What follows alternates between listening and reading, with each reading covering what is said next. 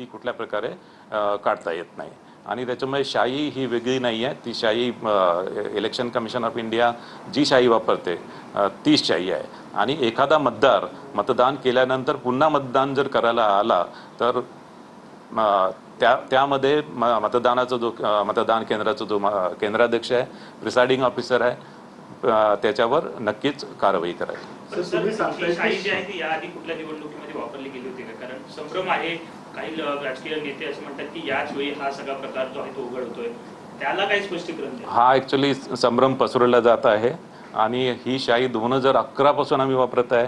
2011 पासून हे मार्कर पेनच्या स्वरूपात आम्ही वापरत आहे आणि त्याच्यामुळे याच निवडणुकामध्ये अशा प्रकारचा संभ्रम पसरवणं हे चुकीचं आहे. याशिवाय लोकसभा विधानसभेच्या इलेक्शनमध्ये सुद्धा अशा प्रकारे तक्रारी होतात की ही शाई पुसल्या जात आहे, पण शाई ड्राय झाल्यानंतर ही पुसल्या जात नाही. सर, तो कोरसचा मार्कर आहे, कोरसचा मार्कर असल्यामुळे ती शाई पुसली जाते असं देखील उघडकीस आलंय. जे नेल पेन काढण्यासाठी जे आपण लिक्विड वापरतो त्याने सुद्धा देखील ते लगेच निघतंय.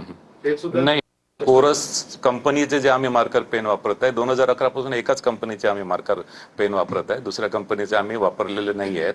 एकाच कंपनीचे जे 2011 पासून आम्ही एकाच कंपनीचे मार्कर पेन वापरले आहेत. तुम्ही सांगतायत की जे मार्कर तुम्ही 2011 पासून मात्र या अगोदर असं दिसत नव्हतं. म्हणजे 1 तासानंतरून ती पूर्ण शाई तर जातेच आहे. पण दुसरीकडे जे लिक्विड आहे म्हणजे आपलं हँडवॉश करण्यासाठी जे लिक्विड वापरतो त्याने देखील ती शाई जाते असे देखील प्रकार उघडकीस आले. नाही, हे सुद्धा चुकीचं आहे. माझ्या ऑफिस मधल्या सर्व कर्मचाऱ्यांनी मतदान केलेलं आहे. आमच्या सचिव साहेबांनी पण मतदान केलेलं आहे आणि त्यांची शाई टिकून आहे, ती पुसल्या गेलेली नाही आहे. हे जे काही प्रकार समोर आलाय त्याच्यामध्ये दुबार मतदान आहे, त्याची इतर आणखी यादीमध्ये ज्यांची नाव आहेत त्याच्यासाठी फायदा होऊन निवडणुकीत गैरप्रकार होऊ शकतात असा एक आता भीती व्यक्त केली जाते. नाही, आता कसं निवडणूक नाही, हे चुकीचं आहे. दुबार मतदार आहेत, दुबार मतदारांची पूर्ण ओळख पटल्याशिवाय त्यांना मतदान करू दिलं जात नाही. आणि इथे मुंबई महापालिकेमध्ये दुबार मतदारांना 2 ओळखपत्र मागितलं जात आहे आणि तिथे मतदान कक्षामध्ये मतदान प्रतिनिधी आहेत, जे उमेदवारांचे प्रतिनिधी आहेत आणि उमेदवारांचे प्रतिनिधी त्या मतदार संघामधलेच आहे, त्या प्रभागामधलेच आहे. आणि त्याच्यामुळे असा मतदार जर त्यांना आढळून आला की जो पुन्हा मतदान करण्यासाठी आला तर त्याच्यावर नक्की मतदान केंद्र तशी कारवाई करेल. मुंबई महापालिकेने चौकशीचे आदेश दिलेले आहेत. निवडणूक आयोग काही चौकशी करणार आहे का या सगळ्या प्रकाराची?